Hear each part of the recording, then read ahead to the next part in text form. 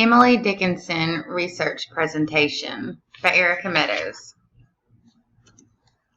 Emily Elizabeth Dickinson was born in Amherst, Massachusetts on December 10, 1830. She studied for 7 years at Amherst Academy, which was founded by her grandfather, Samuel Dickinson. Dickinson lived a highly introverted lifestyle, where she rarely left her home, and those in town considered her a bit of an eccentric because of this, and the fact that she predominantly wore only white. Her poems were not discovered until after her death in 1886 by her younger sister Lavinia. Her poems were not published until 1890 by personal acquaintances Thomas Wentworth Higginson and Mabel Loomis Todd. Both heavily edited Dickinson's content to appease the times. Thomas H. Johnson published the first unaltered poems by Dickinson in 1955. The poem by Emily Dickinson that I'm going to speak about today is I Heard a Buzz Fly When I Died. The major themes in Emily Dickinson's I Heard a Fly Buzz When I Died are morbidity, mortality, and religious doubt.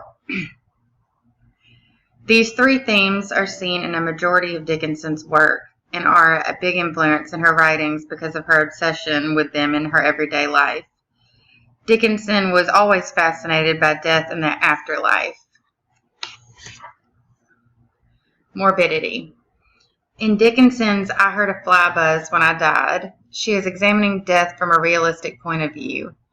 The speaker communicates honestly about how trivial all our belongings seem as their keepsakes are given away as they sign away what they once had considered a reflection of themselves. Dickinson speaks of death as calming and in a way uneventful. The speaker expresses a stillness in the room and the quietness surrounding death that they could even hear a fly buzzing around. Dickinson is not trying to make death seem comforting or giving the illusion of death being a spiritual experience. No one is comforting the speaker or telling them everything will be okay. They are essentially just staring and waiting for her to take her last breath. There are no angels guiding them into heaven or no sign of a god, just the speaker and the fly. Dickinson's poems personifies death and shows how in death everything around us seems meaningless. In the end, you may be surrounded by people, but you are truly alone in your thoughts. Dickinson was fascinated with the transition from life to death. Her ideas of death in this poem are quite grotesque if you think about it. She speaks of a fly buzzing around the room as if it is aware that soon there will be a dead, decaying body for it to buzz around. This obsession was partly because of Dickinson's ongoing struggle with her religious beliefs. Religiosity. Dickinson was raised in a puritanical lifestyle that taught her to believe that death was the climax of living and must be accepted in a serious manner. Dickinson defied this way of thinking by obsessing and even going as far as fantasizing about death and her unacceptance of what she believed to come after death. This waver of faith showed up in her writing in I Heard a Fly Buzz When I Died, in the entrance of the fly into the room. In her line, When the Kings Be Witnessed in the Room, Dickinson is speaking of the assumption that God or angels will come to aid in her journey into heaven. Instead, a fly enters the room. A fly typically symbolizes death and decay, which is the exact opposite of a peaceful image guiding you home. Dickinson is portraying the exact opposite of what religions teach us to expect from death. The church teaches us to believe that when death finally comes, it will be a peaceful, harmonious, and that God will be waiting for us when we get to heaven. This was not the case for the speaker in this poem. They waited for a king who never showed, and instead, as if some sort of slap in the face, a fly came instead, reminding the speaker that she will soon be nothing more than a rotting corpse.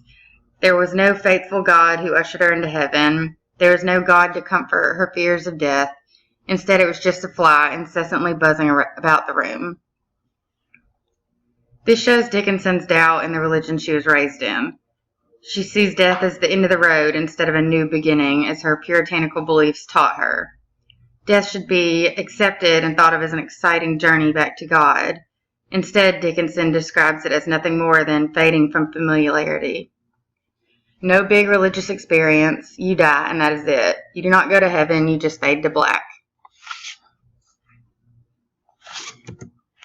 Mortality. The fly could also symbolize a person's outer body's final state. In the end of one's life, we all ultimately end up as a rotting corpse. The fly in this poem puts that imagery and realism into the reader's head. Dickinson makes this process from this world to another seem anticlimactic and almost meaningless, as if you just shut your eyes and you're gone, and slowly but surely your existence in this world is forgotten.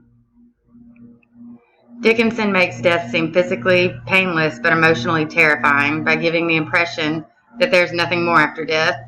There's no heaven or hell, you just cease to exist.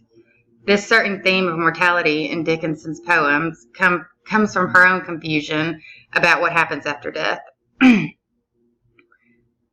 No one can say for sure what happens, but religious people have an answer based upon their faith, whereas Dickinson seems to not trust her own faith when it comes to the afterlife. Instead, she imagines what it's like through her poems. I Heard a Fly Buzz When I Died shows how Dickinson's own thoughts about the afterlife were pretty scary. Instead of being comforted by religion, Dickinson takes a more realistic approach, showing how when the speaker takes their last breath, everything just fades to black. The fly. The fly in the story can be seen as a metaphor for many different things in Dickinson's poem. Dickinson may have been using the fly as a symbol of the speaker's final state. Flies represent death and decay, which correlates with a person's rotting body after death. The fly may also be a prelude to the speaker about what is to come. The fly may also be interpreted as the speaker's last connection to the physical world.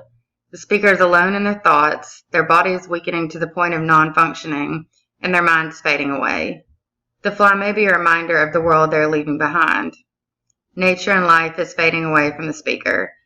The buzz of the fly is there to remind the speaker of how their life used to be before death came for them. Or maybe the fly can be seen as a rude interruption of the speaker's last dying moments. Maybe Dickinson is using morbid humor by including the fly as an annoying reminder of how we should not take everything so seriously, even in death. We all die in the end, so why should we take life so seriously, especially when it comes to the end of our lives? Our life is coming to an end, and we should be able to see the humor in our lives. We should not want to spend our last moments being scared or upset about something that at this point cannot be changed. Or maybe the fly is death in the most realist sense. Maybe the fly is meant to be the Grim Reaper in this story. The fly's existence means death is here. The speaker died soon as they noticed the fly, alluding me to think maybe the fly came to take the speaker's life. Verbiage. Dickinson uses choice words in I Heard a Fly Buzz When I Died, such as when she speaks of the stillness in the room being like the stillness in the air between the heaves of storm. Dickinson is hinting that something terrible is about to happen.